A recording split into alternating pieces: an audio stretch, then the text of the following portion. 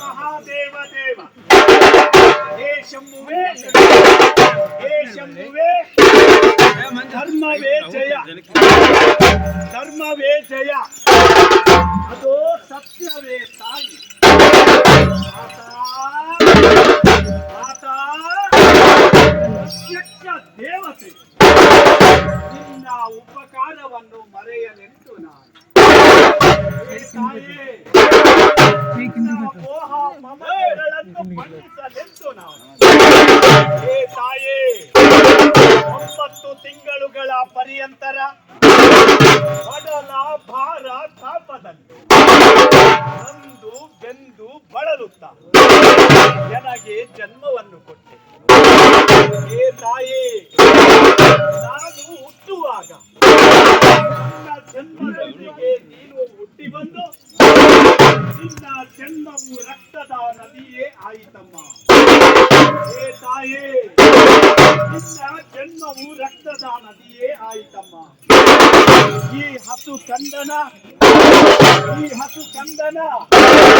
ಅಳುವನ್ನು ಕೇಳಿದೊಡನೆ ಓಡಿ ಬಂದು ಎದೆಯಲ್ಲಿದ್ದ ಅಮೃತವನ್ನು ನೀಡಿದೆಯಮ್ಮ.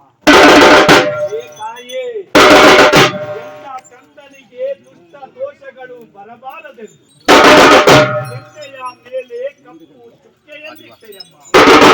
ಹೇ ತಾಯೇ, ಹೇ ತಾಯೇ, ಕುಂಟನಾಗಲಿ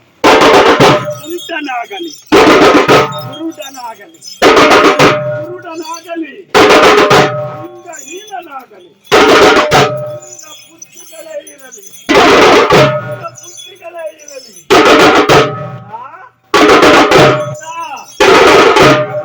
ನೀನಿತ್ತ ಬಾ ಎಂದು ಎತ್ತಿ ಮುದ್ದಾಡಿದ ಧರ್ಮ ದೇವತೆ ನೀನಮ್ಮ. ಹೇ ತಾಯೇ, ಹೇ ಮಾತೆ, ಆಡಿ ಬಂದ ನನ್ನ ಅಂಗಾಲನ್ನು ತೊಳೆದು ಹಸಿದ ಬಾಯಿಗೆ ಅನ್ನವನ್ನಿಕ್ಕಿದ ಅನ್ನಪೂರ್ಣೇಶ್ವರಿ ನೀನಮ್ಮ. ಹೇ ತಾಯೇ, ನಿನ್ನ ಬಾಲ ಲೀಲೆಗಳನ್ನು ಕಂಡು ನಿನ್ನ ಹೃದಯವೆಲ್ಲ ತುಂಬಿ ನನಗೆ ಕೀರ್ತಿಯ ಕವಚವಾಯಿತು ತಾಯಿ, ನನಗೆ ಕೀರ್ತಿಯ ಕವಚವಾಯಿತು ತಾಯಿ. ಮಾತೆ, ವೇದ ಶಾಸ್ತ್ರಗಳನ್ನರಿತೊಡೆ ವಿದ್ಯಾ ಪಾರಂಗತನಾದೊಡೆ ನಿನ್ನನ್ನು ಮರೆಯಬಾರದಮ್ಮ. ಪ್ರತ್ಯಕ್ಷ ತಾಯಿ ದೇವರಮ್ಮ. ಇದೋ ಈ ಭೂದೇವಿಗಿಂತಲೂ ದೊಡ್ಡವಳು. ಇದಕ್ಕೆ ಸಾಕ್ಷಿಯಾಗಿ ಆ ವಿಶ್ವಬಂಧು ಕರುಳ ಸಿದ್ದೇಶ್ವರ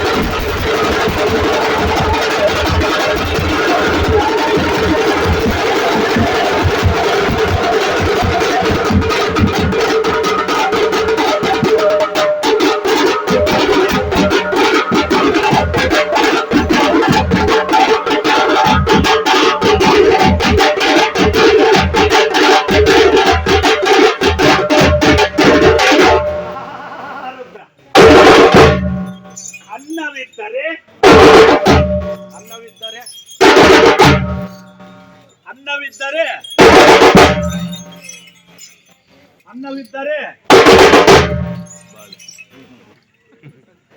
ಅನ್ನ ಇದ್ರೇನಪ್ಪ?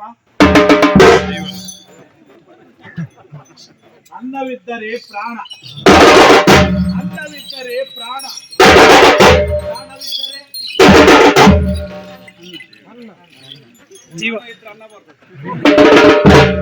ಪ್ರಾಣವಿದ್ದರೆ ಪರಾಕ್ರಮ. ಹೇ ದೇವಾ, ಅಂತಹ ಅನ್ನಪೂರ್ಣೇಶ್ವರಿ ಗಂಗವರಂ ಎಂಬ ಸುಗ್ರಾಮದೊಳಗೆ ಸದಾ ನೆಲೆಸಲಿ ಎಂಬುದಾಗಿ ಗ್ರಾಮದಲ್ಲಿ ಅನ್ನಪೂರ್ಣೇಶ್ವರಿಯ ಈ ಪವಾಡವನ್ನು ಇಗೋ ಸದ್ಗುರುಗಳ ದಿವ್ಯ ಸಾನ್ನಿಧ್ಯದೊಳಗೆ ನೆರವೇರಿಸುವಾಗ ವಾದ್ಯ ವೈಭವಗಳು ಹೇಗೆ ನುಡಿ ಬಲ್ಲರೆ ಬಲ್ಲ ಬಲ್ಲರೆ ಬಲ್ಲರೆ ಬಲ್ಲ ಬಲ್ಲರೆ ಬಲ್ಲರೆ ಬಲ್ಲ ಬಲ್ಲರೆ ರುದ್ರ